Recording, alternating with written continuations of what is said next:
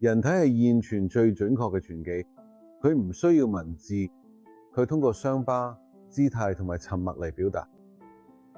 我係博士，神經外科醫生卡洛斯·阿爾瓦雷斯佩尼亞表示，喺本次演講當中，我將嘗試根據西爾維斯特·史泰龍多年嚟公開嘅信息，重現佢飾演嘅洛奇嘅故事，並嚴格遵守處理呢啲信息嘅倫理規範。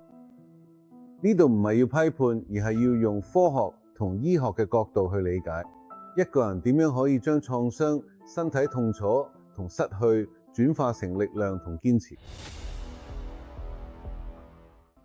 喺 Netflix 2023年推出嘅紀錄片《Sly》入邊，史泰龍有咁樣反思過：我哋身體就係我哋劇本，每一個傷痕都係寫咗上面嘅一句說話。超過50年嘅佢嘅身體就係冇乜語言，而佢嘅思想都因為要控制同自我提升而塑造出嚟。佢自己就係自己嘅編劇。點解史泰龍會因為需要而成為作家？因為面體令到口頭表達困難，書寫語言就取代咗口語。神經可塑性發揮嘅作用，將缺陷變成創意。而家我哋講下佢嘅頸椎手術。喺2009年拍攝《光天猛將》期間，史泰龍頸椎骨折，需要用金屬板同螺絲做前方固定手術。喺紀錄片《Sly》入邊咧，有放射影像顯示佢之前做過腰椎手術咧，佢都可以喺史泰龍本人嘅真實影像中嚟到。呢啲手術反映咗佢以身體承受衝擊為基礎嘅事業所帶嚟嘅身體代價。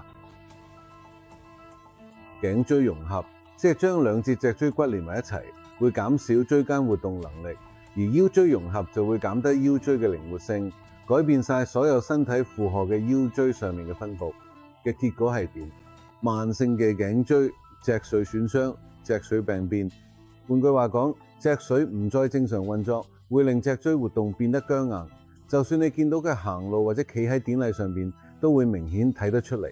史泰龍自己都話：我成身都係金屬，但我仲企得穩。佢真係做到，每一粒螺絲、每一塊鋼板都好似佢哋身上寫低咗一段故事。佢哋為咗過度付出，要付出咩代價？我哋嘅膊頭手術嘅記錄，但係臨床觀察證據顯示，史泰龍左手臂有慢性旋轉袖肌腱病。呢個嘅訪問入邊都有提過，甚至2006年之後嘅電影都冇得出。冇過度使用肌肉力量同遊戲性失衡，加上拍打鬥戲都唔用替身，呢啲都解釋到點解會有咁多傷患。用生理同醫學角度嚟講，佢肩膀上棘肌同下棘肌等肌腱長期微炎症會導致逐漸纖維化、關節僵硬，仲有關節活動範圍減少。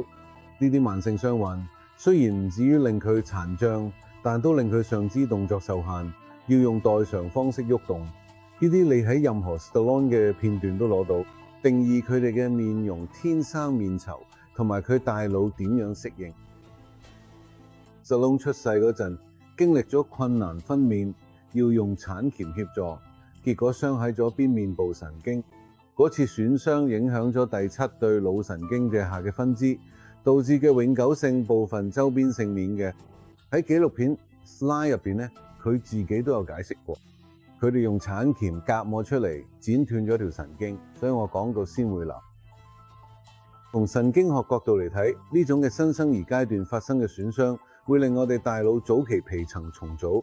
受傷對面嘅大腦半球會加強口面部運動區，產生一種功能性代償適應。神經可塑性令佢可以發展到部分肌肉控制能力，同埋一把獨特嘅聲線。喺社會上，呢個分別由細個開始就已經標記咗嘅。喺細個時俾人恥笑，激活咗嘅情感邊緣系統，塑造咗一種靠過度努力控制同自我提升為本嘅性格。佢將面由於呢個麻痹變成咗佢嘅標誌，亦都成為咗堅持不懈嘅全球象徵。而家我哋講下肌肉作為內分泌器官點樣保護大腦同埋記憶。史泰龍78歲依然保持住驚人嘅肌肉量，呢個特質唔單止係外觀咁簡單，仲有神經保護作用。肌肉其實係一個內分泌器官，會產生荷爾蒙。肌肉收縮嘅時候會釋放出肌肉激素，呢啲荷爾蒙可以刺激神經新生、突觸同埋記憶。呢啲物質會由肌肉傳送到大腦，喺嗰度促進海馬體嘅可塑性，而海馬體就係記憶同神經對抗老化嘅基礎所在。另外，嚟自力量訓練嘅內源性睾酮有助維持認知功能。睾酮會調節某啲神經受體嘅密度啦，包括對注意力啦、定向同埋空間記憶都有影響。換句話講，佢嘅肌肉量咧就好似一個荷爾蒙保護屏障，幫佢抵抗因為年老而導致嘅大腦衰退。但雖然好多男人過咗50歲之後會慢慢流失肌肉，但史泰龍一直保持住自己嘅肌肉，直接而且明顯咁延長佢哋嘅頭腦紋喺度。佢話訓練唔係為咗虛榮，而係為咗生存。2011年嘅 Men's Health 雜誌發表，從生物學角度嚟講，冇講得絕對冇錯。但人生就係人生，史泰龍都要面對失去自己個仔 Sylvester Stallone 嘅痛苦。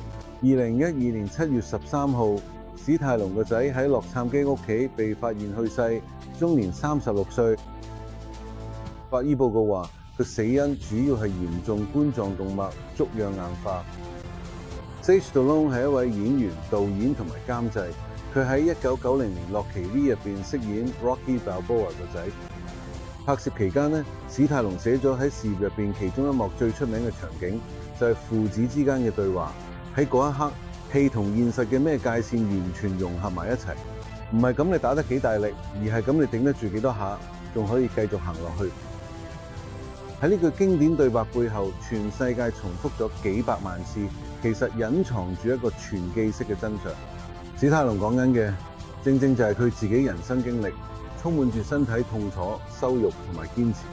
幾年之後，當 Sylvester Stallone 離世，呢句說話佢嘅回憶入邊有啲新嘅意義。講呢句說話啲人，最後真係要親身實踐，面對人生最沉重嘅打擊，仲要繼續行落去。佢個仔過身之後，佢成個人嘅身體語言都變咗。喺訪問同埋紀錄片 Slide 入邊咧，我哋可以見到佢面部表情，佢以前嘅豐富，望落更加內斂。由情感神經科學嘅角度嚟睇，呢個其實係喺大腦邊緣系統神經網絡重新調整嘅過程，特別係杏仁核、前扣帶皮層同埋島葉，呢啲都係處理哀傷反應嘅部分。呢啲全部都喺腦入邊。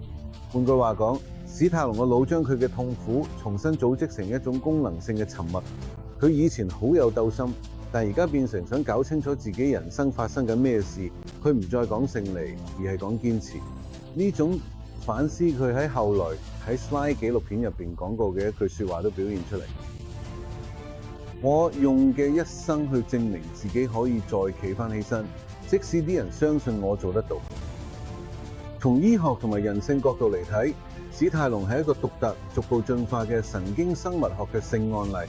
佢嘅思想將失落變成結構，將創傷轉化成目標。咁非典型老化嘅生物學咧，真係好驚人。18歲嘅史泰龍係一個獨特嘅醫學現象，擁有極度發達肌肉嘅身體，同時神經系統結構有部分僵硬。喺頸椎同腰椎做過手術咧，佢都喺 Slide 紀錄片入邊證實過呢啲手術穩定咗嘅身體結構，但同時減低佢哋整體靈活性。不過佢嘅認知同埋情感能力依然保持完整，多得嘅透過運動不斷刺激自己嘅神經系統。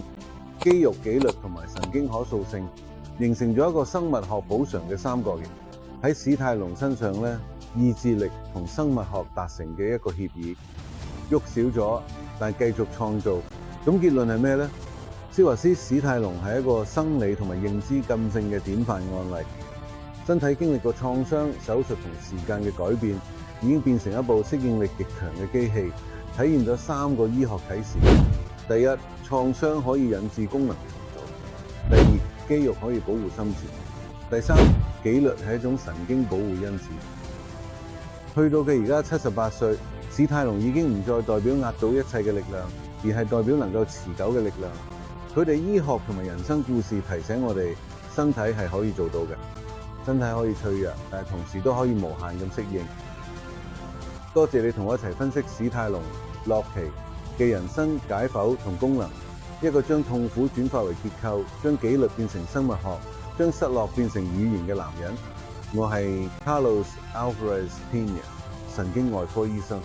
喺呢個頻道，我哋會探討科學點樣揭示人體嘅極限同適應能力。記住訂閱，嚟緊嘅集數，我哋會分析其他角色，並用醫學角度解釋佢哋嘅強項。多謝大家。